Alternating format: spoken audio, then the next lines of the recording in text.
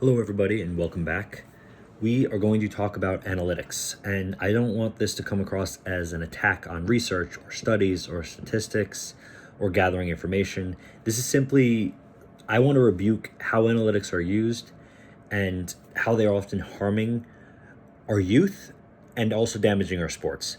I understand that statistics are important. I understand that analytics are important.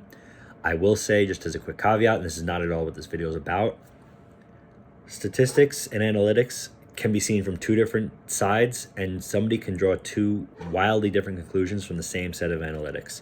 I could look at a study filled with numbers, and you could look at a study filled with numbers and come to different conclusions based on how we see the world. So that's one thing. We just need to be careful with a lot of certain statistics that we use, but that is a different conversation, and that is not the conversation that I'm planning on having today. This is purely about analytics and how they are affecting and damaging a lot of our youth and a lot of our sports right now. Towards the end of this video, I am going to talk a lot about the Mets and kind of use them as a little case study of this. If you're not interested in sports, you can turn off when we get to that point, and I'll let you guys know if that doesn't interest you. But I know there's a lot of Mets fans out there, a lot of baseball fans out there who will be interested in hearing that. And even if you're not a baseball fan, it's just an interesting thought experiment of how we misapply certain things and miss out on the human element of so many things in our life today. But this whole video comes from a conversation that I had with some friends where me and him were talking about one thing, and then my wife and his wife was talking about another thing. We were having kind of two parallel conversations. And, in the middle of it somewhere, I can't remember, it was me, somebody overheard something the other person said and realized we were actually talking about something very similar, just from two different perspectives. So they were talking about how kids in school today are so often stuck with paralysis by analysis. They have information overload between the social media and all of the things that they're getting on there, between the constant screens even when they're at school, the data-driven teaching.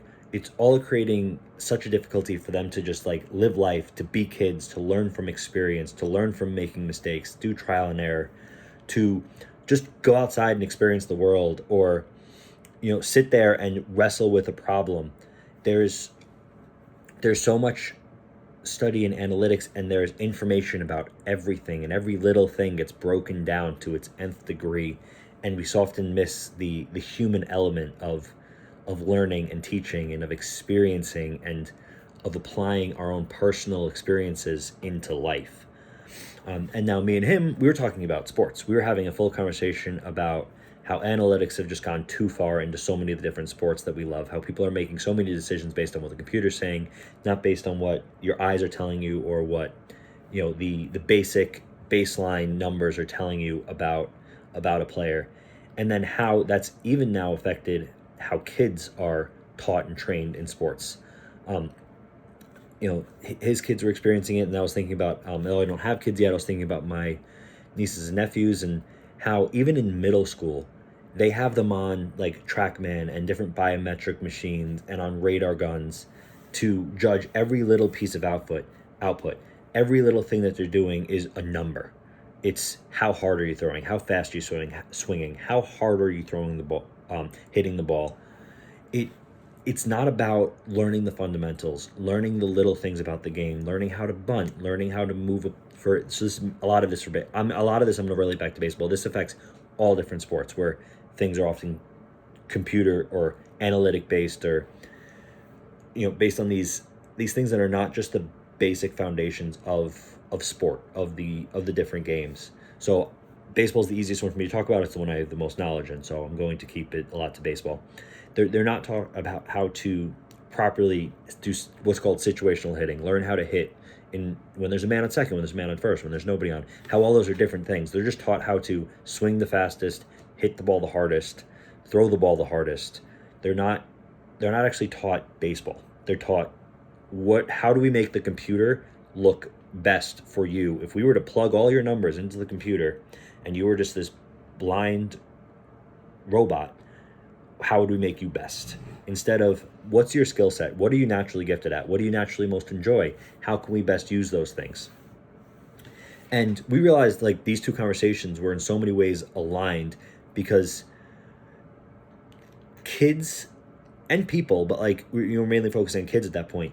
They can't be individuals. They can't be themselves. They're so shoehorned into this playbook that society wants them to be, that the analytics want them to be. How do we create the best child according to X metric? It's not, this kid has a fascination with machines. Why don't we lean into that and allow him to take apart that, that bike, that computer, that this, that, and really figure out how it's good at it. It's no, he's not good at XYZ, so we're going to plug him into this one play system and force him to get better at this one little metric that he can't stand until he does, because the analytics show that he needs this. When the reality is he could become a phenomenal, mechanic, or in computer hardware or something like that. It's just there's so many examples of this where we are allowing these analytics of children to overrun the fact that we're dealing with people. And when it comes to people, everybody's different, and you cannot judge everybody by these same rigid standards and try to make everybody into the exact same. It may look great on paper for these schools to have all of these certain metrics met, but then they're not producing people who are going to be successful in society, because you've not flourished children in what they're best at. You have not allowed them to flower into the best of their skills. You have forced them to learn things that they are never going to want to use in life. And you're going to set people back possibly years when they exit the school system being like, okay, I remember really enjoying this when I was younger. I wonder if this is something I can explore now. And it was something they were pushed away from for so long that they might have trouble getting back into it. And you can affect people's entire lives by trying to force them to fit your analytical world. So, this was a quick little 5-8 minute rant. So I'm going to now move this into baseball and a picture of how analytics fail while improperly applied when it comes to baseball. But first, I am going to say, whoever is handling my retirement portfolio, I want them using analytics to determine what stocks are going to perform best, because that is something that is there is a rigidness to that, because you're not dealing with people, you're dealing with spreadsheets and companies.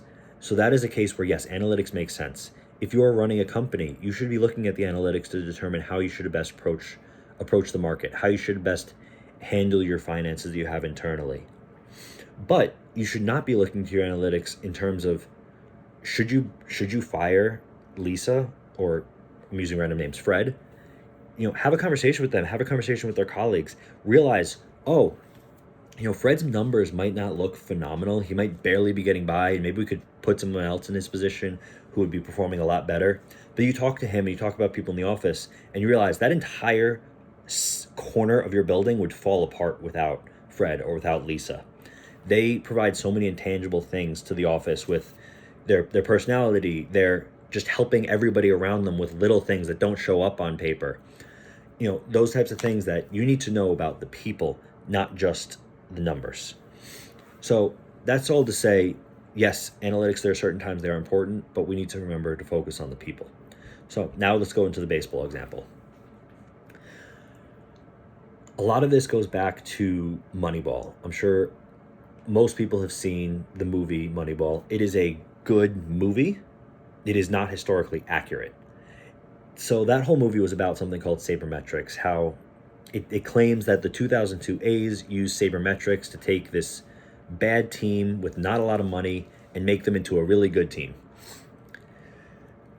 Yes and no. They used sabermetrics to help them build that team and fill in some of the spots around the edges, but there was a core of that team that was homegrown, that was already there, that would have made that team good regardless. They had 3 phenomenal Cy Young caliber pitchers on that team with Mark Mulder, Tim Hudson, and Barry Zito.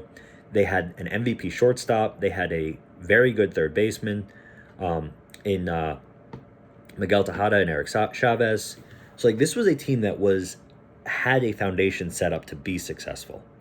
And then they claim they used these advanced stats to kind of fill in the rest of the roster, and it did help. But at the end of the day, this team didn't win a World Series. this team, yes, had a great season. They won 103 games, which, if you don't know baseball, that's a lot. That's a very good year. But they lost in the playoffs, and they didn't end up winning at all. So it's not like, analytics was this, sabermetrics was this magical pill that all of a sudden built this championship out of nothing. Yet it's created this obsession and culture where everybody now wants their team to be built on analytics. Everybody wants the Moneyball baseball team. The closest example we probably have to someone who people say, is the Moneyball baseball team, is the Tampa Bay Rays, who they have a very low budget, yet they're consistently competitive. And that's because they've built up a great, what's called a farm system in baseball, a great minor league system, where they have developed players very well, and they can routinely bring in players to their team from their own farm system that are on affordable first, second, third rookie contracts that are performing well. And then they trade those players before they have to pay them the big bucks. And in return, they get a lot of new, very good players that they can then build up through their good developmental system. So they bring in talented players by trading away their talented players. And they consistently have young, affordable, good players.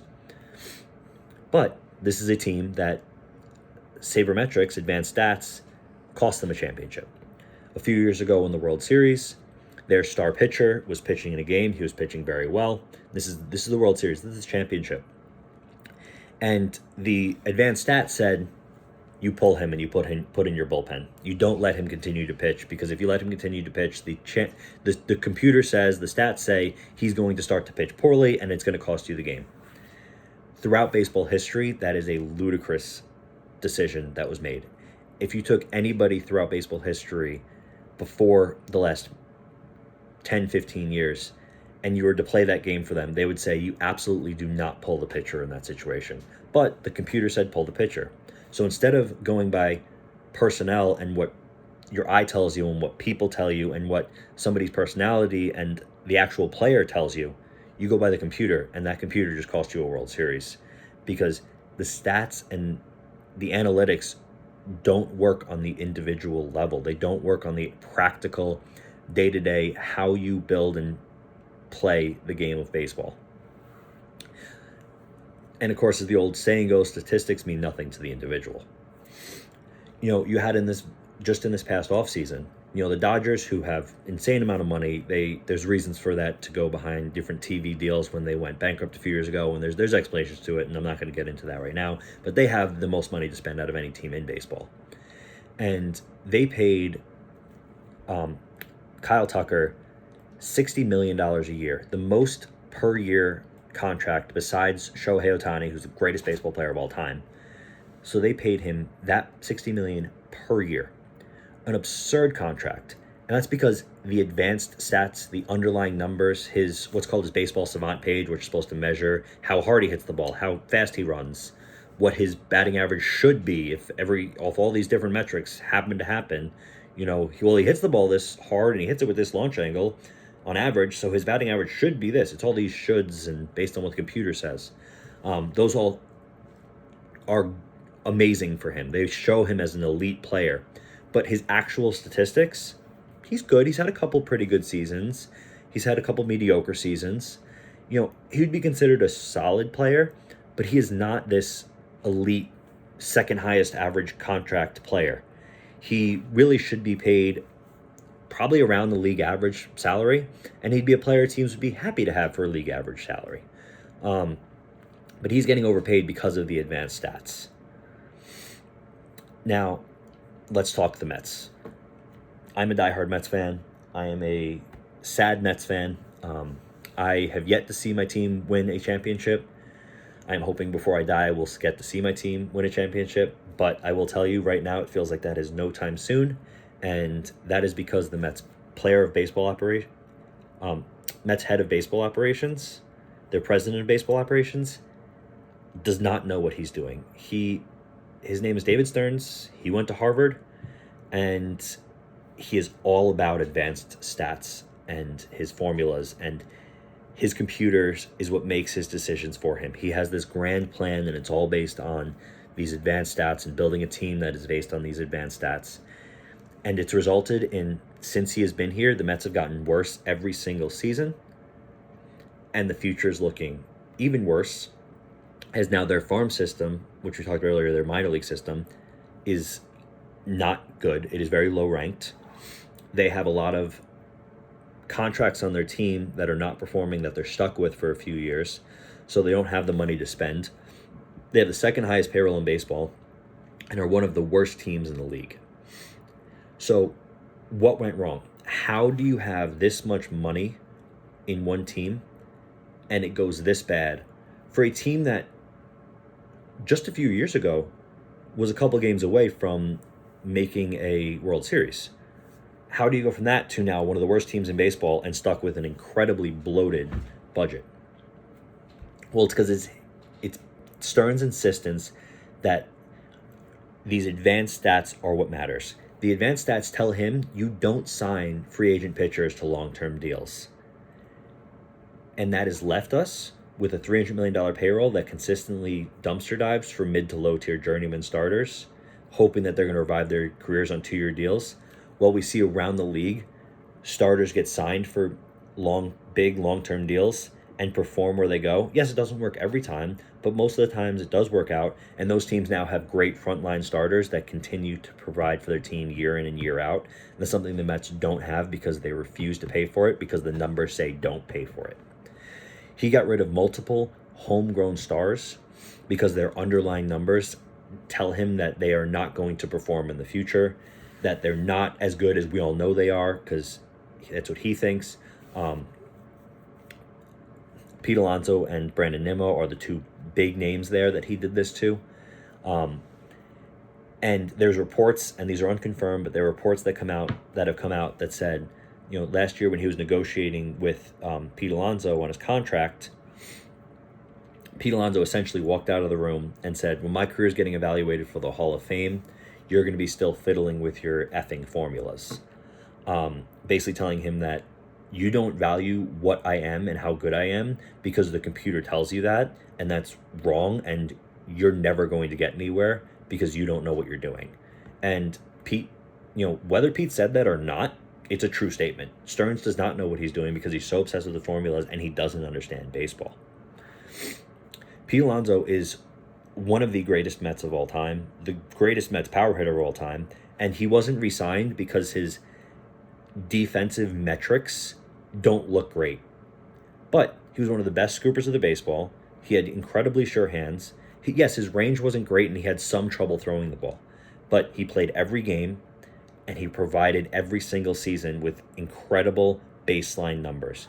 His average was not great, but it was solid. He had amazing RBI numbers and great home run numbers every single year, and he played every single day. Nimmo was the type of player that you knew what you were going to get. He was reliable. He was consistent. He's had a few injuries here or there. Yes, I'll grant that. But you knew what he was getting. He was consistent every year. And this year in Texas, he's having the same thing. He's very consistent. He's exactly what you're going to get. And Stearns didn't offer Alonso a contract this season. And he traded Nimmo for a aging and more expensive second baseman who has been terrible for the past 2 seasons. And everybody knew around baseball he was going to be terrible this year. And he has been terrible. And Stearns was the only one who couldn't see it coming and traded away Nimmo for nothing, for claiming he was trying to save money on the back end of Nimmo's contract when we're paying more per year for Marcus Semien that he traded him for. A move that makes no sense at all. To replace Alonso, he brought in a bunch of career journeymen. He brought in Jorge Polanco, who's had injury history and has never played first base, to be our first baseman. Who in the history of baseball would think that was going to work? Nobody but David Stearns. And it didn't work, but he thought the advanced analytics told him it would. The advanced analytics told him Alonso was not as valuable as you thought. Anybody can come in and play first base, and as long as they have good underlying numbers, we're going to be fine. And Polanco has good underlying numbers. He's going to be fine. You bring him in, he's barely played for the Mets. He's been hurt a ton, and when he's played, he's been awful. And the Mets have had nobody else to play first base, and first base has been a black hole for them all season long. Stearns refused to even look at certain players that have numbers that for the 100 years of baseball have been important, something like batting average. He refused to even look the way of a player like Luis Ariz. Luis Ariz, yes, has had some defensive questions throughout his career, but clearly that was a coaching issue. He's now with the best infield coach in baseball, arguably in baseball history, in Ron Washington, and he's now a very good defender at second base. And he's hitting well over 300. The Mets have nobody close to that. The league has very few players that hit 300. It is a lost skill in baseball that is incredibly valuable, that the people who are obsessed with advanced stats don't value that baseline statistic. So on top of the computer telling him all these things, the computer has also told him that pros could play anywhere. You could teach them to play anywhere. You could have a third baseman in right. You could have a shortstop at third. You could have a second baseman at first. It wouldn't matter. Yet he, in all his wisdom, could not understand that when you have a guy playing out of position, they're not going to be comfortable. They're going to be overly focused on that and not on their hitting. Their hitting is going to struggle for it, and they're not going to perform as well in the field because it's not a position that they've played. These guys have been playing the same position since middle school, high school, with maybe a few changes here and there. So you're asking somebody like Brett Beatty, just figuring out how to hit at the professional level. Now you're telling him, hey, you're no longer going to play third, your natural position that you were very good at, by the way. You're now going to play right field for us. Beatty's like, I guess if I have to. So he spends his whole offseason focusing on getting better in right field. And guess what? His hitting suffers for it because he no longer has the time to focus there. And now he can't hit, and he's a bad defender. And now he's a worthless player. I don't blame Beatty for that. I blame Stearns, who has no idea what he's doing, completely ruining Brett Beatty. And Brett Beatty's going to get traded or going to go somewhere else. He's going to be put at third base. He's going to be able to get comfortable again. And he's going to have a decent career. But Stearns just doesn't know what he's doing. He's completely incompetent. There's multiple other players that has happened with. Just Brett Beatty's the most glaring one.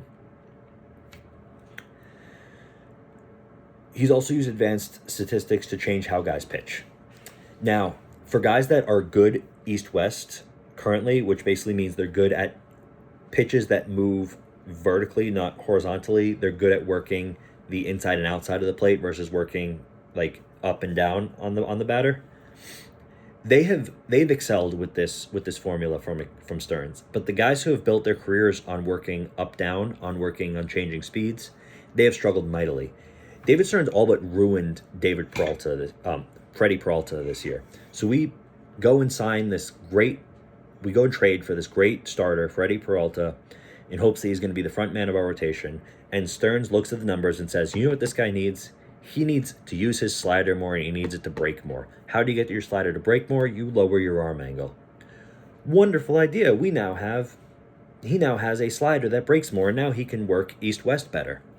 Not realizing that Freddie Peralta built his entire career working north-south and changing speeds. So now that you've changed his arm angle, he can no longer bury his changeup or elevate his fastball as well as he used to because of that lower arm angle. Makes that a lot harder to do. Freddie Peralta is now one of the worst pitchers in baseball because he can't do what he's done his entire life to be good at this game. And so there's just a utter failure of understanding how things are different for every individual, and every individual has strengths and weaknesses that you need to lean into instead of trying to make everybody the exact same and go by these analytics. Same thing with David Peterson.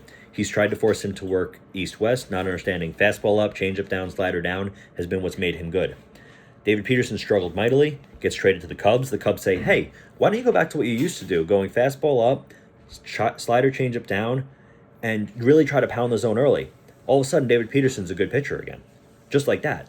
It's almost like anybody who understands baseball could look at him and say, oh, wow, go by what you're good at, go by your skills and not by what the analytics say, and you're going to succeed. Just like with everything in life. Stop focusing on the analytics. What is a person good at? What can they lean into to best perform? So the third person in terms of pitching, and I know this is affecting a lot more people, and I know I said, like, yes, some of the people who do work east-west, somebody like a Clay Holmes has excelled in this approach. But somebody like Jonah Tong, who is this 22-year-old kid who's just trying to figure out how to become a professional pitcher, they say, you're too over the top.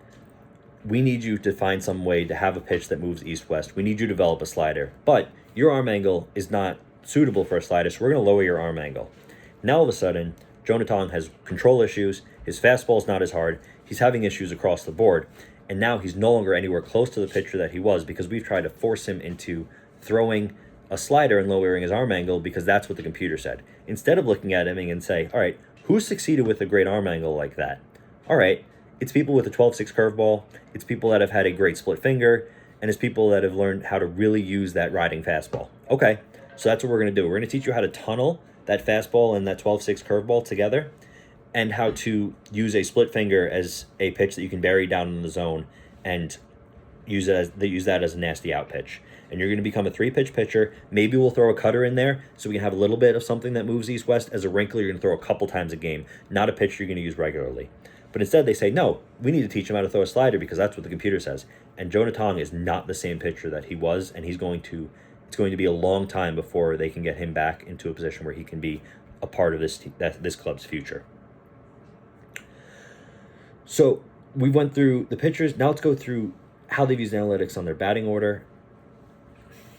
Throughout history, your best hitter hit third. That is how baseball has always been played. Recent years, the analytics say, no, you want more at-bats for your best hitter. Hit them first or second. Okay, great in theory. Let's actually play that out. You now have more at-bats, maybe 30, 40 more at-bats a season, but they're with nobody on base. You hit a guy third, he's going to have people on in front of him. So in exchange for 30 more at-bats, you're now getting rid of 45 RBI opportunities for a hitter, maybe more, for your best hitter. What are we doing? This doesn't work. Baseball's been played and had a lineup built the same way for over 100 years for a reason, because it worked. Stop trying to reinvent the wheel. Stop trying to change how people work. There are certain things that just work. You need to lean into them. So the Mets try to hit their best hitter second or first. Doesn't work. You need to have, baseball's been played the same way. High on-base percentage and speed hitting first. Good contact hitting second. Your best hitter hitting third. Your power hitting fourth. And Stearns has built a team that doesn't even have a true four-hitter. There's none. There's nobody on this team that fits the profile of a four-hitter. Maybe you can argue Jared Young does, but that's a pretty bad four-hitter. He would be a 7 or 8 hitter on most good lineups. Also, when you focus on the computer, you're ignoring chemistry. Now, this is something we could talk a lot more about, but personality matters. How people get along matters. How people see the world matters. You need to build a team of players that can get along and play together and want to play together and want to play for each other. Clearly, Stearns overlooked that on his computer, and he forgot to put that little nugget into his formulas. So all this, combined with absolutely no accountability, has led to arguably the worst season for the Mets of my lifetime, and the worst season they've had in a very long time. Baseball has used the same stats forever. Average, RBIs, home runs, ERA, earned run average, strikeouts, and innings pitched, forever to determine a player's value. That, plus what the eye test did, having guys have their individual specialties, things that they were really good at. Some guys were phenomenal fielders. They were known as phenomenal fielders. Keith Hernandez, yes, he had good average, and he had a little bit of power, but he was a phenomenal fielder. That's what he was known for. Everybody has their skills, and you build a team using players' individual skills together to build an entire well-rounded roster. You don't build what the computer is going to tell you is going to have the most efficient players according to XYZ advanced stat. It doesn't work. Just like in life, you cannot use advanced analytics to decide how everybody's going to be living their lives, how all kids should be learning. It doesn't work. Advanced analytics in general, they are helpful as tools that are secondary use to help people see a greater picture. They can never be primary. They are detrimental when they're used as primary resources to make decisions. So that's my little rant on analytics. I hope you guys enjoyed it. We will be back next week. We'll be running into another video on Christianity. Not exactly 100% sure what it is. There's a few different things I'm going back and forth between, but we'll be back next week for that. And I hope you guys have a wonderful weekend, and goodbye.